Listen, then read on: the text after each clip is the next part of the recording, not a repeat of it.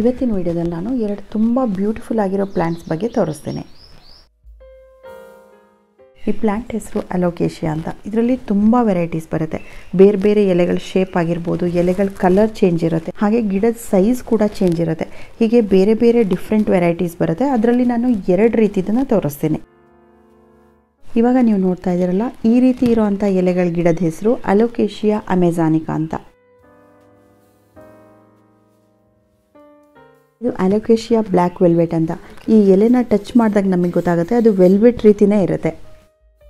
Velvet ರೀತಿನೇ ತುಂಬ ತಿಕ್ಕಾಗಿರುತ್ತೆ.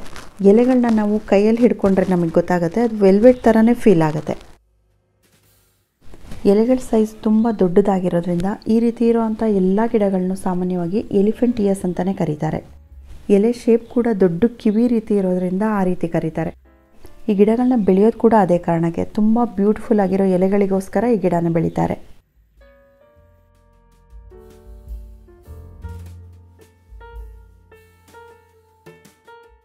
ಈ ಗಿಡನ ಬೆಳೆಯೋದಕ್ಕೆ ದೊಡ್ಡ ಪಾಟ್ ಬೇಕಾಗಿಲ್ಲ. ಚಿಕ್ಕ ಪಾಟ್ಗಳಲ್ಲೇ ತುಂಬ ಚೆನ್ನಾಗಿ ಬೆಳೆಯುತ್ತೆ. ನರ್ಸರಿಯಿಂದ ತಂದಾಗ ಯಾವ ಪಾಟಲ್ಲಿರುತ್ತೆ ಅದೇ ಸೈಜಿನ ಪಾಟಿಗೆ ನೀವು ರಿಪಾಟ್ ಮಾಡಬೇಕು, ಅಥವಾ ಅದಕ್ಕಿಂತ ಸ್ವಲ್ಪ ದೊಡ್ಡ ಪಾಟಿಗೆ ಚೇಂಜ್ ಮಾಡ್ಬೋದು. ತುಂಬ ದೊಡ್ಡ ಪಾಟಿಗೆ ಹಾಕಬಾರ್ದು. ಈ ಗಿಡ ಸ್ವಲ್ಪ ನಿಧಾನವಾಗಿ ಬೆಳೆಯೋದ್ರಿಂದ ಪಾಟ್ ಸೈಜ್ ಚಿಕ್ಕದಾಗಿದ್ದರೆ ನೋಡೋಕೆ ಚೆನ್ನಾಗಿ ಕಾಣಿಸುತ್ತೆ.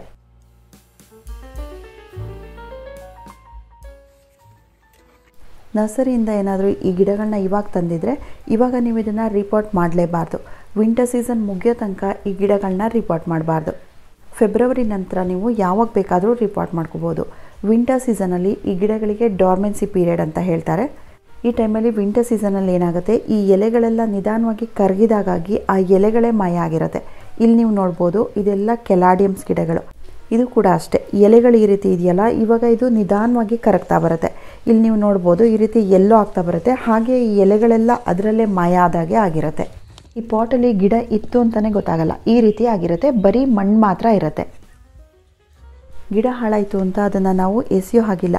ಇವೆಲ್ಲ ಬಲ್ಬ್ಸಿಂದ ಬೆಳೆಯುವಂಥದ್ದು, ಅಂದರೆ ಗೆಡ್ಡೆಗಳಿಂದ ಈ ರೀತಿ ಗಿಡಗಳಾಗಿ ಬೆಳೆಯುವಂಥದ್ದು.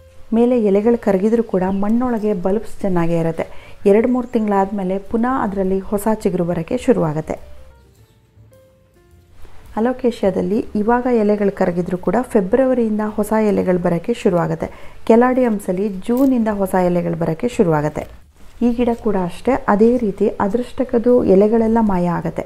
ಬರೀ ಮಣ್ಣು ಮಾತ್ರ ಇರುತ್ತೆ, ಪಾಟ್ ಪೂರ್ತಿ ಖಾಲಿಯಾಗಿರುತ್ತೆ. ಆಮೇಲೆ ಅದೃಷ್ಟಕ್ಕೆ ಅದರಲ್ಲಿ ಹೊಸ ಚಿಗುರು ಬರುತ್ತೆ. ಆದರೆ ಈ ಗಿಡಕ್ಕೆ ಇಂಥದ್ದೇ ಸೀಸನ್ ಅಂತಿಲ್ಲ. ಆಗಾಗ ಎಲೆಗಳು ಕರಗಿ ಮಾಯ ಆಗ್ತಾ ಇರುತ್ತೆ, ಪುನಃ ಹೊಸ ಚಿಗುರು ಬರ್ತಾ ಇರುತ್ತೆ. ಇನ್ನು ಈ ಗಿಡಕ್ಕೆ ಯಾವ ರೀತಿ ಪಾಟ್ ಮಿಕ್ಸ್ ತೊಗೋಬೇಕು ಅಂತ ನೋಡೋದಾದರೆ, ತುಂಬ ಲೈಟ್ ವೆಯ್ಟ್ ಇರೋವಂಥ ಮಣ್ಣನ್ನು ತೊಗೋಬೇಕು. ಚೆನ್ನಾಗಿ ಏರಿಯೇಷನ್ ಇರೋವಂಥದ್ದು, ಗಾಳಿ ಆಡೋ ಅಂಥ ಮಣ್ಣನ್ನೇ ತೊಗೋಬೇಕು. ಅದು ಯಾವ ರೀತಿ ಇರಬೇಕು ಅಂದರೆ, ಮಣ್ಣನ್ನು ಕಡಿಮೆ ತೊಗೋಬೇಕು. ಕೋಕೋಪಿಟ್, ಕಾಂಪೋಸ್ಟ್ ಮತ್ತು ಪರ್ಲೈಟ್ ಈ ಮೂರನ್ನು ಮಣ್ಣಿಗಿಂತ ಜಾಸ್ತಿ ತೊಗೋಬೇಕು. ಪರ್ಲೈಟ್ ಸಿಗದೆ ಇರೋರು ನೀವು ಚಾರ್ಕೋಲ್ನ ಕೂಡ ಯೂಸ್ ಮಾಡ್ಕೋಬೋದು. ಮಣ್ಣು ಲೈಟ್ ವೆಯ್ಟ್ ಆಗೋದಕ್ಕೆ ಭತ್ತದ ಹೊಟ್ಟನ್ನು ಕೂಡ ಯೂಸ್ ಮಾಡ್ಬೋದು, ಅಥವಾ ತೆಂಗಿನ ನಾರನ್ನು ಕೂಡ ಕಟ್ ಮಾಡಿಬಿಟ್ಟು ಹಾಕೋಬೋದು.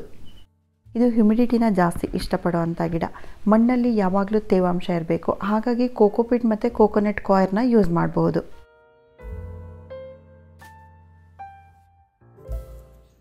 ಮಣ್ಣು ಪೂರ್ತಿ ಒಣಗಿದ ಮೇಲೇ ನೀರು ಹಾಕಬೇಕು.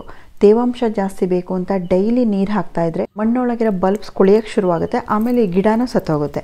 ಈ ಗಿಡ ಸಾಯೋದಕ್ಕೆ ಮೇಯ್ನ್ ಕಾರಣನೇ ನೀರು. ಬೇರೆ ಯಾವುದೇ ಕಾರಣದಿಂದನೂ ಈ ಗಿಡ ಸತ್ತೋಗಲ್ಲ.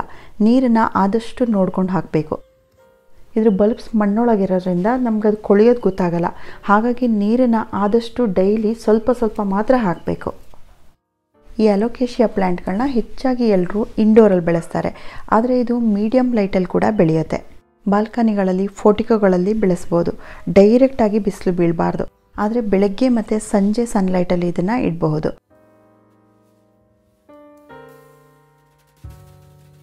ವಿಂಟರ್ ಸೀಸನಲ್ಲಿ ಈ ಗಿಡಕ್ಕೆ ಸ್ವಲ್ಪ ಬಿಸಿಲು ಬೀಳ್ತಾನೆ ಇರಬೇಕು. ಸಮ್ಮರಲ್ಲಿ ಈ ಗಿಡಗಳಿಗೆ ಡೈರೆಕ್ಟ್ ಸನ್ಲೈಟ್ ಬೀಳಲೇಬಾರ್ದು.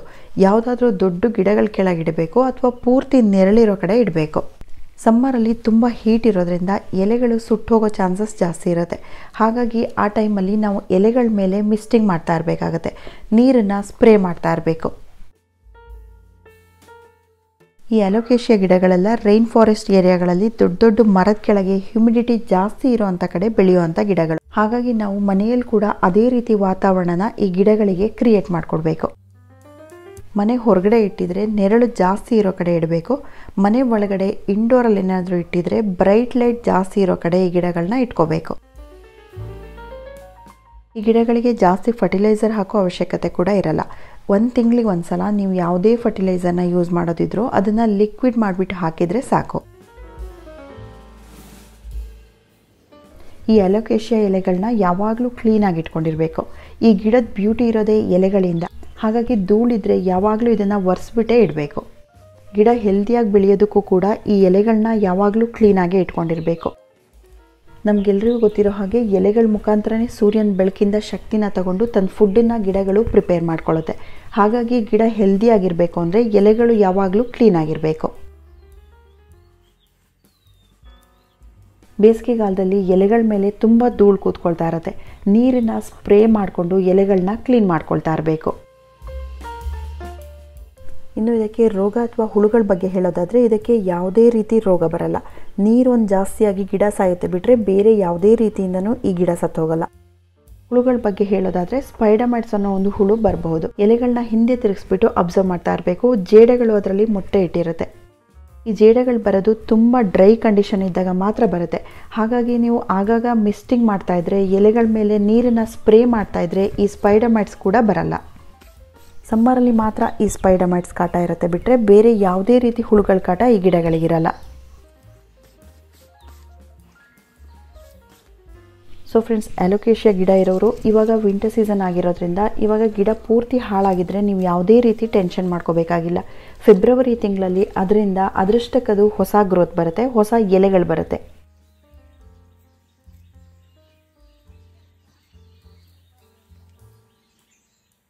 ಮಳೆಗಾಲದಲ್ಲಿ ಡೈರೆಕ್ಟ್ ಮಳೆಗೆ ಈ ಗಿಡಗಳನ್ನ ಇಡಬಾರ್ದು. ಸಮ್ಮರಲ್ಲಿ ಡೈರೆಕ್ಟ್ ಬಿಸಿಲಿಗೆ ಈ ಗಿಡಗಳನ್ನ ಇಡಬಾರ್ದು. ಇದು 2 ವಿಷಯಗಳನ್ನ ನೆನ್ಪಿಟ್ಕೊಂಡಿರಬೇಕು.